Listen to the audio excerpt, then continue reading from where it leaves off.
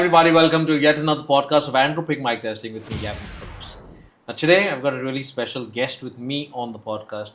Every athlete who has competed in India and overseas definitely knows him. He is the head judge, who's going to be the head judge right here in India at the IFBB Pro League qualifiers and the Pro Show. He's been coming to India since 2020. That means he's been judging here in India for 5 years. And a lot of athletes have spoken to him before an event, after an event, to know what their flaws are. But today we'll get to know his views of judging in India and overall his views on judging a bodybuilding competition around the globe. So without me wasting any time, let me introduce him to his very first podcast ever. Right here on the Andropique mic testing, we have head judge Steve DeVore, who's come all the way from the United States of America. Yeah, thanks, Gavin. Thanks for having me here. It's great to be here. Yeah, like you said, this is like my 9th or 10th time coming back to India to judge a pro qualifier or a pro show. So it's great to be back and see all the athletes. I think all the athletes are pretty excited when they know that Steve is coming. They're coming in with the best package that they have this time. A lot of athletes are very well prepared. They're always well prepared here, and that's the great thing. You know, for me, as I've come back to see all the athletes, it's great to see them progress, take the feedback, listen, grow, and apply that. And they come back better every time. And now we're seeing these athletes that are traveling across the world. You know, Anik was just in the States, and he's placing really, really well. Right. So it's really great to see these guys that I've seen turn pro and progress in their career just continue to get better and show the world what kind of physiques they have. A couple of years back, you could not see Indian athletes going overseas. Now we see Indian athletes not just going overseas, but doing really very well. Yeah, and I've always told them that they'll do well, right? It's just, I know it's hard for athletes to get out and to travel. It's an expensive sport, but they do have pro caliber physiques and they will be competitive on the pro stage. So it's just important for them to get out and get exposure.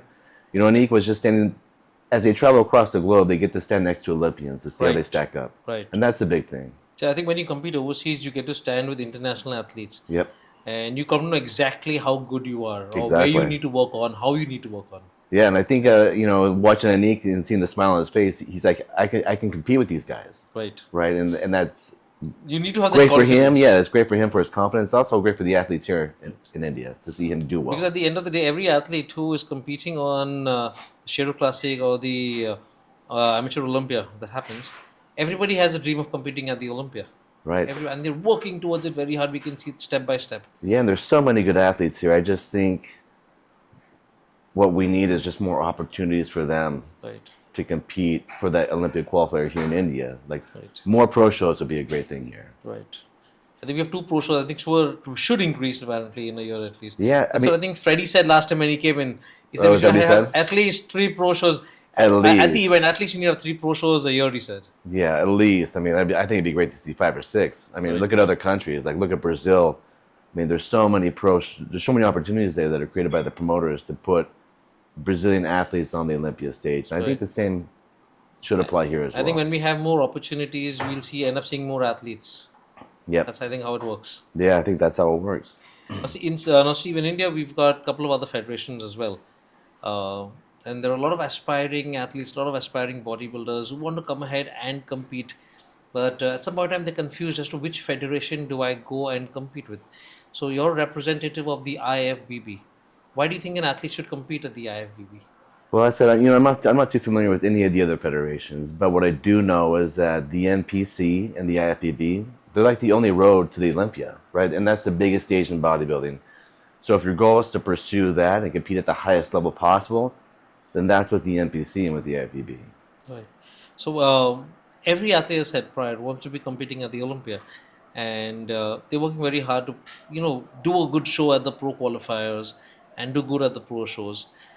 Can you tell our athletes who are watching the podcast the detail, the route map to be competing at the biggest stage of them all? I mean, the route map is essentially to have a long-term focus, right? Like you want to do the regional shows, you want to get the experience, because when you come to a pro qualifier, we expect the athletes to look like pros and act like pros and present like pros. And the only way they can do that is through getting like stage experience. And so for me, like that's one of the most important things is as these guys continue to grow and to progress, that they get the experience on stage. Right. So when you see athletes, India, our Indian athletes, and you see international athletes when it comes to men's bodybuilding. What is your take on our Indian athletes compared to international athletes? Are they lacking in something, or whether it's genetics, whether it is conditioning? Where exactly is the Indian athletes lacking? No, I think for the men's divisions here in India, like they don't lack anything. I mean, they bring the shape, they have the muscle density and the maturity that we want to see, and they never lack in conditioning, right? Like if you see these guys step on stage, it's like I remember the first time coming here, I was blown away, like at how good all the men looked across every division, like the class of physique, their shape and their structure and their muscularity, like everyone looked really, really good, and I was just blown away. Like especially when you have classes that had like 50, 60, 70 guys and they all look fantastic. It was really fun to judge those shows. Difficult, but also really, really fun. Like we've always, we always wait for the results when we get to see or we get to hear when an Indian is going to be winning a pro show and going to the Olympia. We always wait for it, no matter what category. And that happened last year in Delhi as well. That's right. And again in Mumbai, it happened when we have three athletes apparently right now who are going to the Olympia. What will happen at the Schedule Classic? I have no idea, but I'm expecting more Indians to go into the Olympia as well to win in the pro show. Yeah, I mean, we have two more Olympic qualifications up for grabs this Right. weekend. So we're going to see men's physique on the Olympia stage. Freddie has already been on stage in 2016. Yep. But we're going to see Anand, who's going to be competing for men's classic physique as well. Yep. How long do you think, Steve, you will take for us, for an Indian, to be on stage for men's bodybuilding 212? I think it's close. I mean, I see some great talent come through here in India, but they have to be more consistent, right? Like, it's hard to put all your to bank on winning one show, right? You have to go out and compete consecutively and get that experience and get seen. So I think, like I said earlier, the more opportunities that these Indian athletes have to compete at pro qualifiers, the more we're going to see at the Olympia stage. Right. Because they are good, and they need to get that feedback from the judges to see where they need to improve and progress to get better. Because a lot of athletes come to me maybe after an event and tell me, I was expecting to win. I don't know why I didn't win, or I've expected to come second. I've got sixth place or fifth place. Do you know the reason? I said, if you have a query as per your positioning, we have the head judge there. Yeah. Please go and have a word with Steve. Steve will be happy to help you. And I'm sure listening to what Steve says, you will work on it and you will come the next time and he will see the changes that you have.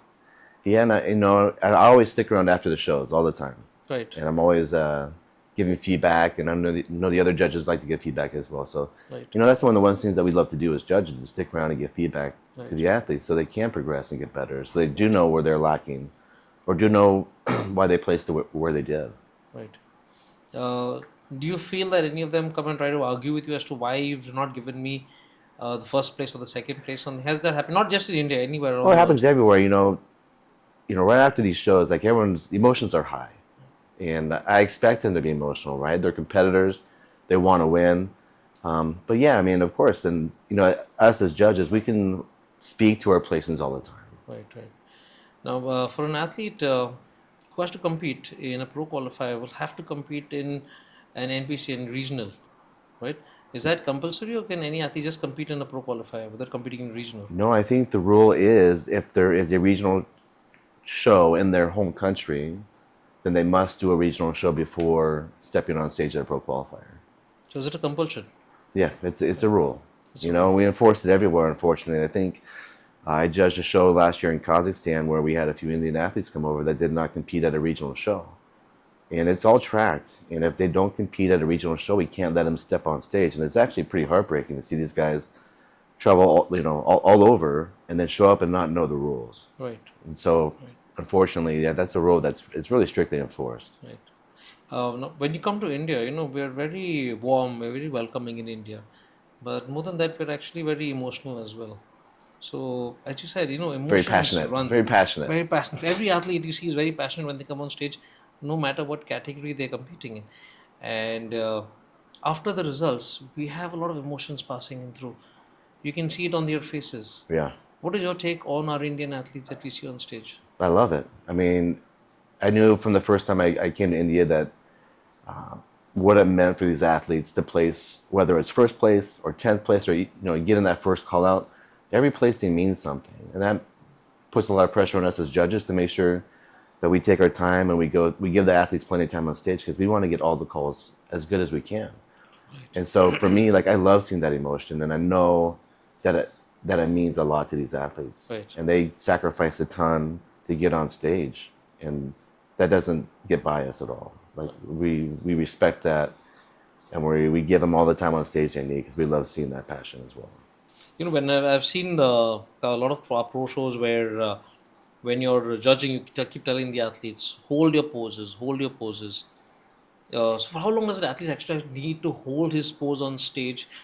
Is it a different duration that you're looking for when it's a pro show and when it's a pro qualifier? It's the same thing. No, they need to hold it as long as the head judge needs them to hold it. You know, like that's just part of the sport. Like, you know, for bodybuilding classic or men's physique, like if it's close, we're gonna keep them up there. Right. And you see that at amateur shows, you see that at pro shows. I mean, just take a look at the last Pittsburgh Pro. I mean, you had two of the best bodybuilders up on stage. You had, and the head judge kept them up there forever because that's how close it was. It was very difficult to actually come out with a decision. Yeah, it's tough. I mean, it's tough. Right. You know, Steve, in India, we have very few women athletes when it comes to women's bikini. And when you look at a women's bikini athlete, there are a couple of criteria that you look into. Maybe it could be the conditioning, the skin quality, the grooming, Yeah. the coaching that is there. So, but I'm not trying to offend or try to make put down any athlete, but a lot of Indian women athletes, when talk about women's bikini, they look very manly when they're on stage, right? Is that just in India or is that internationally as well? Like I think the athletes in India here, especially in bikini, they get better and better every year. I know you guys some great role models here in the country, Right. and they're placing at the pro shows, and they do get better. I think the issue is that like, there's not a lot of opportunities, and they don't. I don't know if they see a lot of what we're actually judging for in bikini, the criteria. But we do want to see a nice feminine look. We do look at the shape and the muscle development. It's a nice curvy physique with full shoulders, tight waist, developed muscles in the glutes and the hamstrings, and of course conditioning and your overall presentation all factors into how well these women place in bikini. Like, is food a criteria? Is food also a point? Because in India, we get a lot of food that is adulterated. That also one of the reasons that the women are not getting what they need to have that look that is needed on stage? Is that what is lacking with the women? Is the food? Is it the weather? Is Yeah, it the anabolics? Is it the PEDs? yeah, I'm not too sure. I think, yeah, that's a tough one because I mean, obviously, diet and exercise and lifestyle factors into everything. Right, Especially if you're trying to compete at the highest level in the sport. right. I think a lot of it comes to coaching as well. Like, do the coaches understand what we're looking for? I mean, So if it's just making very clear apparently to all the coaches and to all the women bikini athletes who are going to be watching this, because I'm sure there are a lot of the athletes who are going to be competing in future as well, will want to know what the judges are expecting. Now, for men's bodybuilding, men's classic physique, men's physique, judges and the athletes have kind of understood what the judges are expecting and they come out with that kind of a package. When it's women's bikini, what are you, since you're the head judge, what are you expecting when you see on stage, when you see a women's bikini athlete on stage? What are you I expecting? mean, we always say, like, if you want to know what the criteria are, go and look at the photos from the Mr. Olympia or the Arnold Classic, right? Like, those are the standards that are set for every division. Right. And for bikini, it's like what I said before, like, it's an athletic physique. It's a very feminine physique from every look, from the shoulders to the waist, to the glute development, to the hamstrings. It's a very balanced, full physique. And also, I'm sure the stage presence, the grooming. Oh, yeah, you have to bring everything together, You've yeah. come with an entire package is what makes a difference when you're on stage, right? Oh, for sure. Even down to the hair and makeup, the suit selection, the posing is, very important. You can't showcase your best physique if you don't know how to show it. Right. So, no. So, what if you have fullness in the shoulders, fullness in the glutes, very good hamstrings, but not able to pose well on stage? Do they lose a lot of marks because of that? Yeah, they do for sure, especially in a close competition. It all depends on how the person next to you looks as well. But I've seen people lose competitions because of their posing Right. at every level. So is a bikini division a very hard division in India for you and the other judges to judge? Yeah, it's very hard. I mean, the shows here are so great that it pulls a lot of athletes from all over the world, right? We see Right. a lot of European athletes, a lot of athletes from the Middle East that come over here to compete. But yeah, bikini is always a tough one. Right. Okay. Now moving on to the male categories, if we can just highlight, even though the athletes and the coaches are going onto the website and going to watch exactly what the judges are expecting, but you, since everybody has their eyes on you as to what Steve is going to be expecting this weekend. If it's, for example, the men's bodybuilding, when you have an athlete on stage for men's bodybuilding, what are you expecting to see on the athlete if it's only men's bodybuilding? If it's only men's Men's bodybuilding, bodybuilding. I mean, I want to see. Yes, I mean that's a good question, right? I'm trying to think of what I want to see or what I expect to see. Yes, no, this is from for all the athletes who are going to be competing maybe now in month of June, May, June, or maybe in November for the Olympia, amateur Olympia. Yeah, When an athlete comes on stage, they need to know that these are the criterias that have to be fulfilled or completed or have to be ticked. So this is what Steve is looking for when they're seeing an athlete. Do I have these qualities in me? So what are the qualities they're looking for when it is a men's bodybuilding athlete? yeah, of course. I mean, men's bodybuilding is one of my favorite divisions to judge. I want to see size, density, shape, fullness, conditioning. I want to see detail, separation. I want to see a tight waist, full shoulders, full chest, deep, dense back. I want to see detail everywhere. Like this is the division, right, where we expect to see big, full muscles, nice shape, tight waist, nice symmetry, nice X frame. Just you want to see it all. Like this is the division where we want to see everything. Which is one division that you keep when you're waiting for. Yeah. And since I think we start off our event with men's bodybuilding every year, and it's exciting to see every athlete who comes up on stage and giving in their best. So I'm sure you have your eyes Yeah, there. I mean, and everybody here in India always brings that, especially like in the middleweight, light heavyweight. Like, Do you remember any athlete? If just ask you take a name of any athlete who in men's bodybuilding who you think is really very good. it was really very good. I mean, look at all the top five at the Olympia, right? You have Derek. No, in India, Oh, in India. in India. Who do you think is the best Indian bodybuilder? Oh man, it would have to. I don't. His name is slipping me right now, but he turned pro. Right. I think I know who you're talking about. I'm waiting for more clues and I can tell you the name because I don't want to spell out a wrong name. Oh man, it's been a while since he's competed too. I see his face though, but I just can't remember off the top of my head. I've seen so many athletes. So I talk about Sunit Jadhav. I'm talking about Sunit. Sunit Jadhav. Yeah, Sunit. Like I was here when he turned pro. Then I was here Right. when he I think he competed in India in two pro shows. in the 212. Yeah, one it was really close. I think it was a split decision. Right, right. And then the second appearance, he just came back a little bit too Yeah, flat and soft. He wasn't quite well, so yeah, right. Yeah, the detail wasn't quite there. So if he can bring that package, I mean, he's got a great physique, incredible density, shape, structure. Like he's one that I would like to see on the Olympia stage. Super. I'm sure he's working towards it. Good. Okay, let's move to the next category, the men's physique. What are you looking for in an athlete when it comes to the category of men's physique? Yeah, men's physique, I want to see like a nice, wide, broad chest, shoulders, calf shoulders, full shoulders, nice taper down to the waist, a lot of detail through the midsection, through the obliques and abs. When they turn them to the back, I want to see, nice dense lats, nice thickness to the back, and a lot of detail. Like that's where, in men's physique, that's where a lot of the guys tend to start to fade, is once I turn them to the back and that back development isn't there. Because maybe you look at them in the front and they look really fabulous in front. And when they Yeah, turn like around, the majority of them look great from the front. They might not nail their conditioning, but they usually have good flow and structure from the front. But then when I turn to the back, it's like, okay, that's where the difference is, right? In that density and the detail in the back, nice tight waist. And, we're also starting to look more at the legs now. We want to see balance, right? We don't want to see a guy with a massive upper body and just his shorts aren't filled out.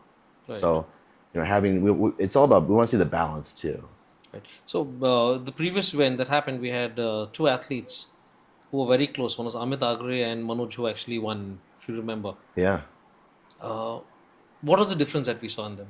Like, I think what the difference was the level of conditioning that Manoj brought. Like there was a lot of detail. His posing was a lot more dialed in than Amit's was. And I keep on telling Amit after the show, it's like, man, you got to work on your posing. And everything from the the placement of a suit, right, to his posing, he has to nail it. Like these pro shows are going to be so tight that you have to nail everything. And so for Amit, yeah, his conditioning was off at the last show, and he needs to continue to work on his posing. I think we're going to see him compete again this year. I mean, Yeah, he's in the competing next this 2 week. days. Yeah, he's Yes. competing this weekend. Right. So what is your take on classic physique? What is your expectation when you see classic physique athletes? Man, the classic is such a great division, right? Again, it's almost the same as bodybuilding, but like, if we just want to see the detail in those classic lines, like nice tight waist, amazing taper, like the smaller the waist, it looks good. Like you were here when Terrence competed here Right. a few years ago, Yeah. Terrence Ruffin, 2 years back. 2 years back, and he looked at me, and I think he competed in Mumbai. yeah, he competed in Mumbai. He just won the New York Pro, and he just won the Pittsburgh Pro. So when you think of the standard, obviously Chris Bumstead. Apparently, it was I think a lot of athletes who competed in the pro show competed to just share the stage with an Olympian to see how well they are standing next to an Olympian. Right. It's an achievement. It's not about winning the event every time. It's about sharing the stage with someone big in the industry. Yeah, and that's such a great moment to have, especially for the athletes here, to get on that stage and stand next to somebody like Terrence. Like that's a once in a lifetime opportunity. So yeah, but for me, for classic, again, it's all about the development, conditioning, balance, symmetry, just who's going to be the most complete and not look like a bodybuilder, right? Like balance top to bottom. Like I want to see it. So there's going to be a lot of fight again this time. We've got a lot of athletes apparently who are competing for the men's classic physique as well. They're going to give it their best shot. Yeah, especially for the pro card. I mean, at the amateur level, I keep on seeing the same guys over and over, and they keep on getting closer and closer. Right. It's really good to hear that. Yeah. When they come down to you for your feedback and you give them feedback and they follow it and you see them, the difference when they come in next time, they're working towards it, achieving their goal. Yeah, it's really great to see them finally achieve their goal. And it happens every year, right? There's guys that, I think last back in December, we had a guy that has been, I think I've seen him on stage like 7 times here. And every show he keeps on getting better and better. But I think he was in class like B or C for men's physique, and those are really competitive groups. And he finally won his pro card, and then he went and placed in the pro show. Right. Placed top 5. So I mean, those kinds of things happen here. So it's great to see. Hi guys, I hope you're really enjoying the podcast and the conversation that I'm having with the guest. If you have any comments or any queries, or you'd like me to invite any other guests to the podcast, please do put it in the comments, or you can DM me. This is my handle right here below. And yes, this podcast is brought to you by Andropique. Andropique is India's #1 all-natural testosterone booster. So this is what exactly Andropique is. So it's a testosterone booster meant for every man above the age of 30. If you feel lethargic, if you're tired during the day, you're not getting good sleep, you're not able to perform well in the gym, you have one solution. That's Andropique. So make sure you just take in 1 capsule of Andropique at night, just before bed, and you will see magic happening from the very first capsule. Go ahead and continue watching the podcast. I'm sure you will love it till the very end. Thank you all and take care. As you said in the beginning, athletes need to be competing in the shows, in maybe NPC shows or pro qualifiers to know where they're standing. Because to be on a big stage, you need to improve. Every show that you do, you need to improve and come with your best package. Right. Each show they do is a testing ground. Right. To see how they're going to handle their peak week, how they're going to just peak right for the shows, and that's a huge part of the process. Right. So Steve, since you judge a lot of these pro qualifiers and pro shows, you also judge an event at the Mr. Olympia. What are the challenges you face when you judge in India? Are there any challenges? No, there's no challenges. Judging in India is just like any other show. There's a lot of quality here in India, and to me that's the hard part, right? When the athletes look so good that it gets difficult, right? And then you have classes that are 50, 60, 70 guys deep. Like, yeah.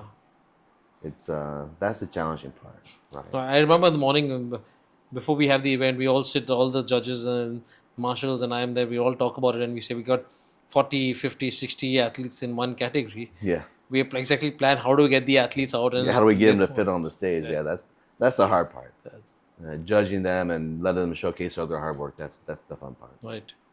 Now, with every athlete that we see, I mean, you've seen in India, we in India are crazy about bodybuilding. Yeah, And, India is always crazy about cricket, but bodybuilding is also crazy. I think last year, if I'm not mistaken, or year previous, when it was the pro show and was also the finals where India was playing for the yeah, cricket. I So remember that. we still had a huge turnout of athletes who came down to watch the pro show. Now, my thing to you is, when we see an athlete on stage, he has his fans who come and cheer for him.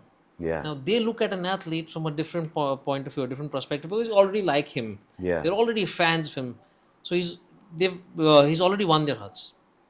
But when it comes to when he's posing, they have the crowd cheering. But the judges are focused on getting what they want from an athlete, exactly. right? So when you don't call out his name as a winner, there is disappointment. The athletes are he thinks that all my people around say that I'm the winner. Why do the judges think else? So what is your point of view on that? My point of view, it's great that you have the support, and obviously your family and your friends and your fans, they think you should win. But when we're judging, we just block that out, and we're here to judge to find the best physique on that stage, the physique with the least amount of flaws.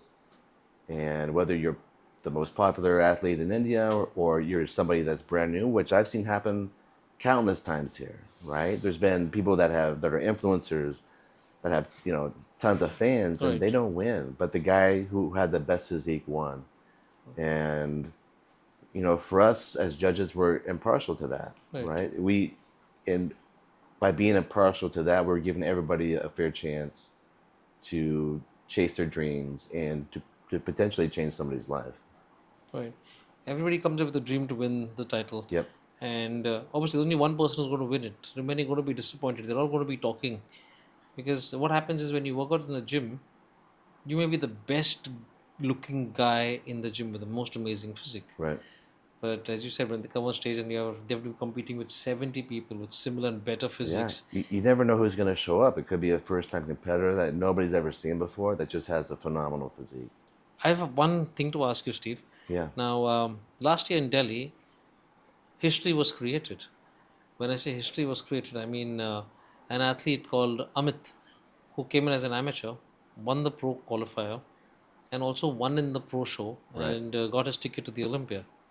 How many times has it happened with you when you've judged a show and an amateur has actually won a show like that? Has it happened before anywhere around the world? It has happened before, yeah. And it's always, for judges, that's always an exciting, amazing experience. I've been at regional shows where a first time competitor will come out and win the overall, right? And that's a big deal. Like when you have somebody that looks that good come out of nowhere, it's exciting to see. And it really brings a lot of excitement to the crowd. I think it also brings a lot of excitement to future competitors. Right? Right. They can sit there and see like, wow, like this guy achieved a lot in very little time. So, like as you said in the beginning, a lot of athletes have to be competing again and again to know where they stand. Yeah, But it's just luck that matters, or people or athletes who come well prepared, knowing what the judges want, and come and deliver the best. And in a day, they become a pro from being an amateur. yeah, We get to see that. I was not sure if that happens globally as well. As you said, it happens. it happens for sure. It was Yeah, it's not frequently that it happens, but it does happen. right. We see a lot of pros apparently, IFBB pros turning coaches, like a hybrid profession, where they're coaches and they're athletes at the same time. What is your take on them being prep coaches and athletes? I mean, that's a tough one. I mean, every athlete needs to think a lot about the coach that they hire, right? Is the coach, if I have a coach that's also an athlete or competing, like, you probably want to talk to some other athletes to see if how dedicated, because being a coach isn't easy. They dedicate a ton of time to each and every athlete.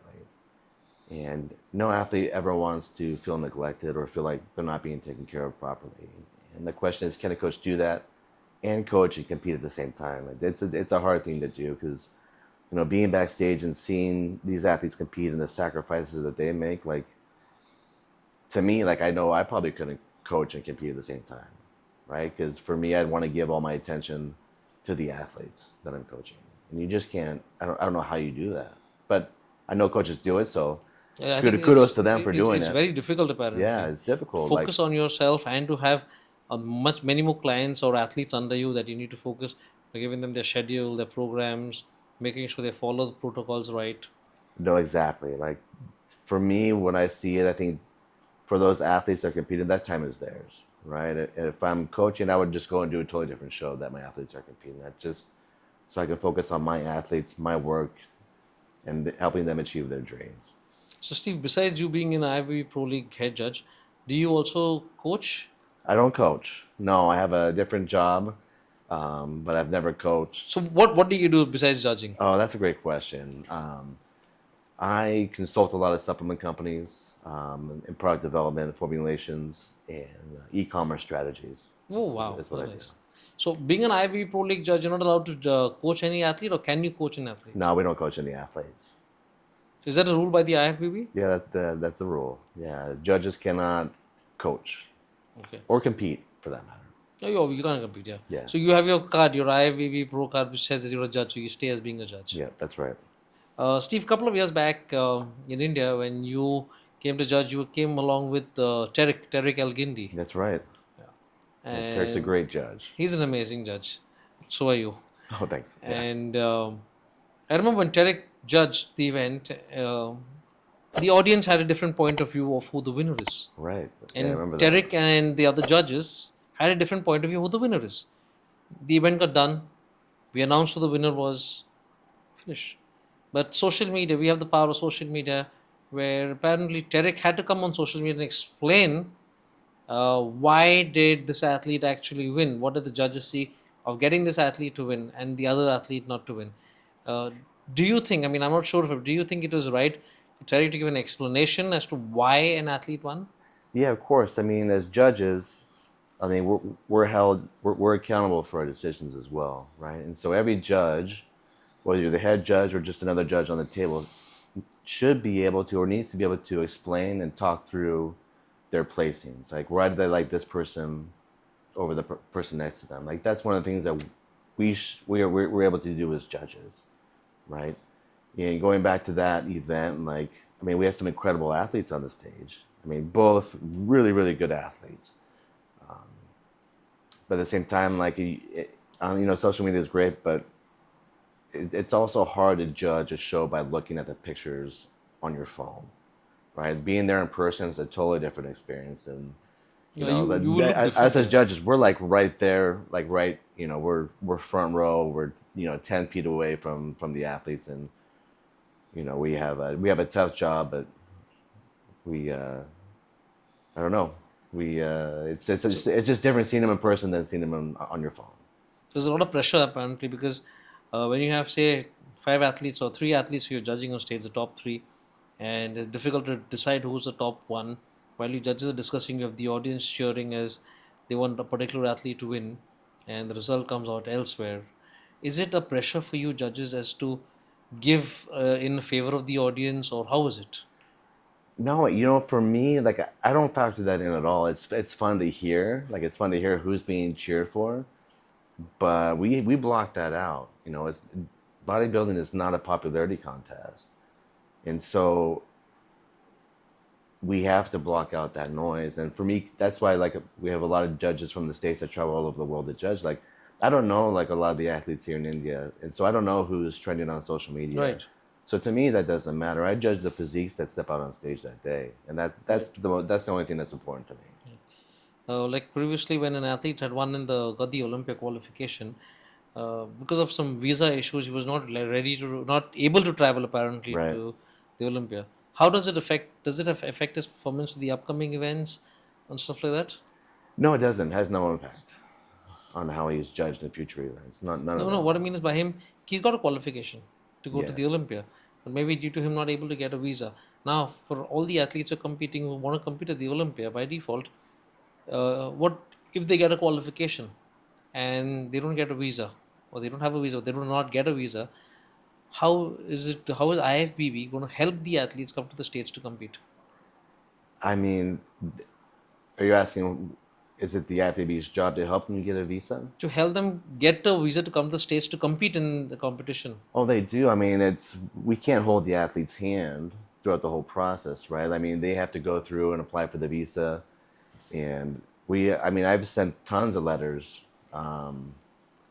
to help athletes get into the country to compete. So, I mean, I think what they have to do is they have to understand the process, and they can't wait till the last minute and expect everything to go smoothly through the. I mean, we know how our governments work. They're slow. There's bureaucracy.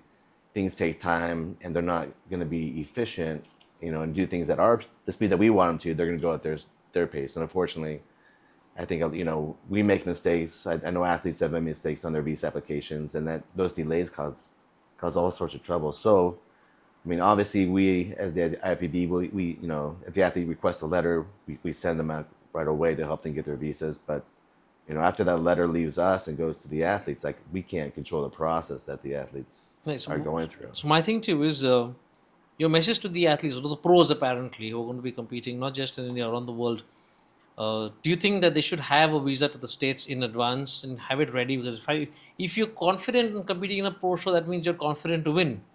And if you're confident to win, you are going to go to the Olympia. Right. But what if you win and you do not have a visa? Is that going to be creating a problem for you? So shouldn't you be having a visa in advance before you compete? Yeah, I mean, I also think it's a great thing not only to have a visa, but for a lot of these athletes, if they have the opportunity to go to the States and compete, like Anik is doing right now. Anik apparently is doing really well. Yeah, he's placed top 10 at the New York Pro. He's placed. He was, I think, top 8. He was the first call out in the New York Pro. That's really very nice. And he's placed 3rd at the Optimum Classic last weekend. So he's out there, getting his feet wet and seeing how he stands next to Olympians. And that's a great experience. And so, I mean, when he does qualify, then, I think he has his visa ready to go, right? I think this is how it is. When you stand with the Olympians on the same stage, you actually know how you are or where you need to work on. And having a right coach to guide you is very, very important. Very important, for sure. Right? Is that how does it work in the United States? How does an athlete pick up a coach? Or how does a coach select an athlete that he wants to work with? I don't know. I'm not a coach. I'm not too sure how that process works. I imagine that a coach, like anybody, gets experience, and the results will speak for themselves. Whether they start winning at regional shows, if they go to pro qualifiers and start turning a lot of athletes pro, I mean, that's great for their business, right? They're building their portfolio and padding their resume with success. Right. Now, I don't know how it happens in the US. In India, when you see an athlete winning a bodybuilding competition, especially at the pro qualifiers, he wins himself his trophy, his merch, his goodies, and that's about it. There is no prize money to appreciate his winning. No. Does it happen the same way in the United States? Yeah, there's no prize money for amateur shows at all. That's a rule for the NPC across the globe. Yeah, we don't. It's an amateur organization, and we don't award prize money. How do you appreciate athletes? How in the United States? How do you appreciate athletes for the pro qualifier shows? What do you mean? How do we appreciate that? I mean, for the winners, you just give them the trophy and that's about it, a certificate and a trophy, or is there more things given to an athlete when he wins in a pro qualifier? When an athlete wins a pro qualifier, I think they do photo shoots. It just depends on the promoter. Like, every promoter has discretion on what trophies and what prizes they want to give to the athletes. I just know there can't be cash prizes. But a lot of these shows will include photo shoots after the show. Right. A lot of regional shows, they'll, for the overall winners, they might help them pay for the registration fees for a pro qualifier, things like that. Right. Okay. So let's do one thing, Steve. Let's go into a very fun, chill segment in the podcast. It's called Never Have I Ever. Oh, no. Okay. Are you ready for it? No, I don't know. Okay. We'll see how it goes. Okay. So I'll tell you what, Steve. Yeah. I've got a Diet Coke right here in front of you. Sure. Okay. I want you to take that in your hand. Can you take that? Yeah. Okay. And I'm going to ask you a question. Okay. You will not answer me anything. I'll just drink it. If it's yes, you'll have a sip. If it's no, you won't have a sip. Okay. Sounds great? There's nothing in this Diet Coke, right? No, there's nothing in the Diet Coke that's going to make you speak something else. Okay. So this is Never Have I Ever on the Andropique mic testing. So if I have done it? Yes. For example, if I say, have you had a beer? And if you've had a beer, you'll have a sip of Diet Coke. If you've not had a beer, you will not have a sip of Diet Coke. Okay. Right? Okay. You ready for it? I think so. Shoot. We can edit this after the fact, right? It all depends. It all depends on the show producer. Okay. Okay. So, have you ever regretted a decision? Have you ever regretted a decision? No. In terms of judging? Or? In terms of judging. Okay. Yeah. Have you? No. Superb. Okay. Have you ever felt overwhelmed on a judging chair? Okay. Have you felt extremely angry on someone in general? In general, sure. Okay. Uh, since I said we all love the sport called bodybuilding, and when we see apparently in India, you've seen it when we see any big Indian athlete or international athlete when they come to be a part of the IHFF, we see them doing a guest posing on stage. People go crazy. Everybody has their Right. phones off. They're doing photos, videos, selfies, whatever they can. So they're all starstruck when they see Kai Green, when they see Phil Heath, when you see all these big athletes. Have you ever been starstruck by any big international athlete? Yes. May I ask who? And this is not a part of my script, but may I ask who? No, I don't know. I think, as a judge, we get starstruck for sure, right? But then we have to bring ourselves back and put Right. ourselves in place. But it's hard to balance that out. Like, to be at a big show and see, like, some of your favorite bodybuilders on stage, like, Have you ever got a chance to judge any bodybuilder who you look up to? well, yeah. I mean, when I judged the Olympia, you see all these guys, like, like Chris Bumstead, and you see Derek Lunsford, you see all these guys up there that are just really good guys, and they're bringing their best every time. Like, Right. it's neat. When we take a step back and look at it, it's we're awestruck, but at the same time we have to put ourselves back in the Back. seat as judges. Have you ever Googled yourself? Google myself, yeah. Okay. When you're judging, you don't judge an event by yourself. You always have a panel of judges. Yes. Um, and if you say you're judging an event where there's another judge who's a head judge and who's very dominating with his results, have you ever supported a wrong decision? Support our own decision? Supported a wrong decision. No, because when we judge, like, we don't come to unanimous decision all the time. Right. Like, we don't agree on something and then put down our scores. We put the athletes up on stage and we place them how we see them. Right. So But if the judge says no, I like the, for example, trunk number 100 is who I like, but then you say, and the other judges say I like 101. yeah. So do you have ever gone with the wrong decision, saying, I But think it's not the wrong decision. I just put who I think is a better physique, and then he puts whoever he thinks, right? whoever got the maximum points wins in. Exactly. Super. Okay. That's how it is. Okay, so let's do one thing, Steve. You did very good in this round. Oh, thanks. We'll move into the next round. It's called the rapid fire. Oh, great. Rapid fire is I'm going to be asking you a question, and the first thing that comes into your mind, you. Do I have to spell keep out. on drinking? No, that's okay. You Okay. can keep the glass on. Okay. Are you ready for it? Okay, let's go. Okay. Brace yourself for the rapid fire here at the Andropique mic testing. What is the most memorable moment you've had in India? Most memorable moment I've had in India. Oh man, there's been so many, and all my memorable moments are the ones that are like the most emotional. Like when you see the families come out or an athlete finally win. Like those were all like amazing moments. So, and that happens like every show, right? Like, Right. where you'll bring the family of the The winner. athlete out to the stage, and he has this amazing story. Like, I think every show, every time I've been here, But on top of your mind, which is the most memorable moment? I can't pick one out because Everyone is special in their own way. every show something unique happens like that, where it's like, okay, like this is what it's all about. Like this is why I come to have those experiences. Right. Okay. The most shocking thing that you've discovered in India. The most shocking thing that I discovered in India, before I came to India, I never had Indian food, and so for me, like discovering the food has been great. What do you like the most? What Indian cuisine or what Indian food do you like the most? I like the butter chicken. Butter chicken. Superb. Okay. Yeah, that's my favorite. We'll have it for dinner very soon having butter chicken. Yeah, sounds good. What is the one thing that impresses Steve DeVore? The one thing that impresses me is, like, in terms of athletes. In terms of athletes. Yeah, when they act like professionals, whether they win or lose on stage. Okay. One thing that turns you off. Poor sportsmanship. Okay. One habit that you personally want to change about yourself. One habit that I want to change. That's a good question. Man, I have so many bad habits. Where do I start? No, I want to get better at waking up early in the morning. Okay. Like, I tend to sleep in a little bit, but I want to get better and get my day started earlier. Earlier. So, What is the best advice you ever got? The best advice I ever got? Just to be yourself. Superb. Okay.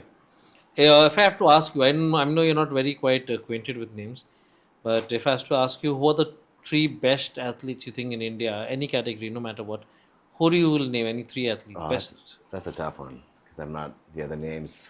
I'll help you out with it.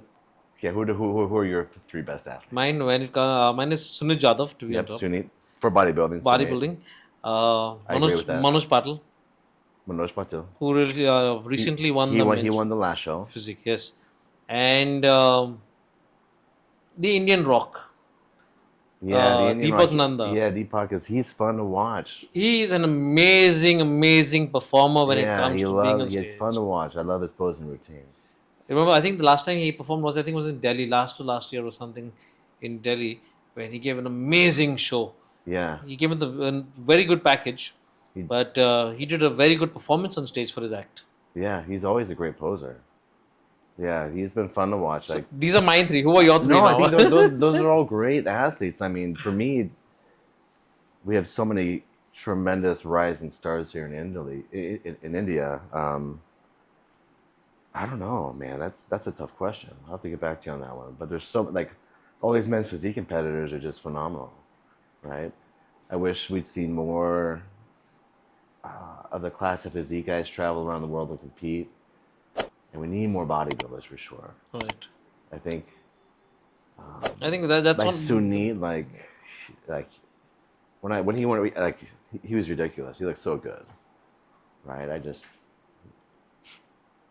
I want to see him again on stage. I've been telling him that for a while. I said, Sunit, I really want to see you at the Olympia stage because he's so good. Like the last show that he did, my expectations were so high for him because he was so close to winning that first show, and it's like, okay, if he brings that package just a little bit better, then he's lights out gonna be tough to beat. And he was just off that night. Like no excuses, no sympathy, but he was not keeping quite well. He had fever a couple of days prior. And that's tough. But then that's a different story. Everyone's not going to look at that. You're going to look at what package he brings on stage, and that's what's important. Yeah, so I know he probably doesn't want to end his career going out like that, so I want to see him back on stage. And I'm sure we're going to see him on stage very soon. It's going to be a surprise. He's working for it, so yeah, hopefully we can do another 212 show here. Hopefully. So. You said butter chicken is your favorite Indian food. Have you tried anything else? I like paneer as well. Okay. Any one rumor that you've heard about yourself in India? No. Which turned out to be true? Rumor? Any rumor about Steve that is actually true? Any rumor that I've heard? No, I mean, you always hear rumors about politics and stuff like that, but that's not here or there. Okay. The most difficult judging moment that you faced so far in India? Oh man, every moment's difficult. I think the most difficult one was the first time I was here, when I judged the Amateur Olympia, and I think it was 2020. Right. There was it was right after COVID, and there were so many athletes. I'm just like, what do I do? When you have 92 athletes in a men's physique class, that's a tough spot to be in. Right. But especially when they all looked as good as they do. So now, as we all know, that judge plays a very vital role for a bodybuilding competition. So does the MC. Who's the favorite MC you worked with? Gavin, for sure. You're like one of the best MCs in the world, man. Thank you. That was not in the script. I just put it to see what your answer is. Which is your favorite show till date? My favorite show to date would be that first Amateur Olympia that I judged in 2020. Yeah. That was such a unique, great experience for me. Seeing all the athletes, just my mind was blown.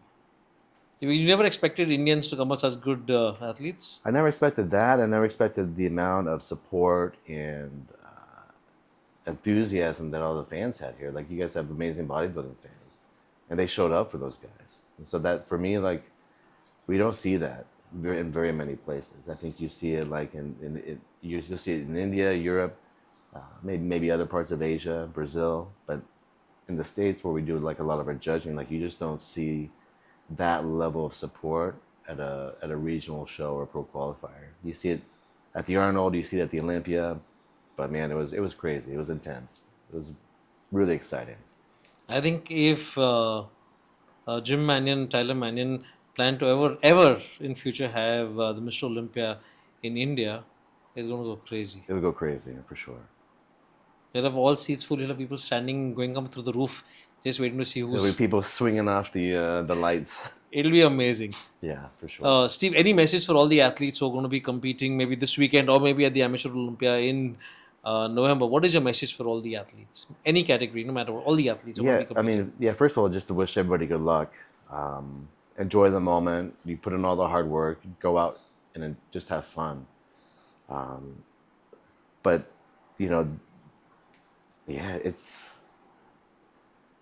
be prepared to bring your best because you're not going to have a lot of time on stage, right?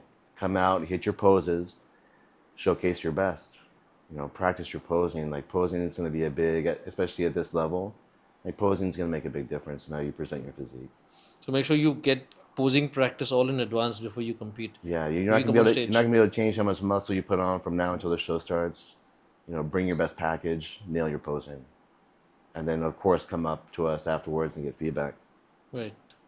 So Steve, one small task I have for you, a small task. Yeah. I have the mug right here, the Andropique mic testing mug that I'm going to hand over to you. Okay. Can you please give me your autograph on the mug with a small message? A small message? Small message. Could be a word, could be few words, a couple of words. Okay, where do you want me to sign it at? Anywhere, in front, yeah, right here? there, right there.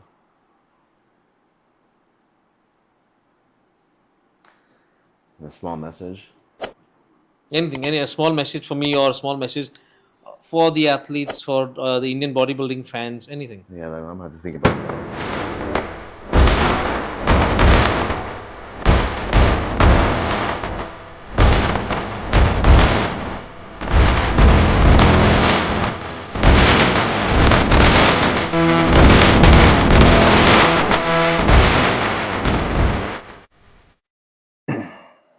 Be true to yourself. The message by Steve to all of us, apparently. Not just to athletes, but to everybody. To everybody. Super. Thank you very much, You're welcome. Steve. Thank you just let me tell everybody, you flew in today from the US. You landed in India at 2 in the morning. Yeah, I got to the hotel about 4:30 this morning. 4:30, and you're here sitting with me at 3 o'clock doing a podcast. Even though you're jet lagged, it shows the love that you have for the sport of bodybuilding. Hey, there's nowhere else I'd rather be than here with you, Gavin. Thank you, Steve. Means so much. And I will not let you go empty-handed. I've got a small token of appreciation, a small token of love. Oh, thank you so much. For me and my entire team, Steve, this is for you. Hope you really, really like it. Thank you so much. I appreciate it. Thank you so much for coming in. It means a lot, Steve. You're Thank welcome. you. Thanks, Gavin.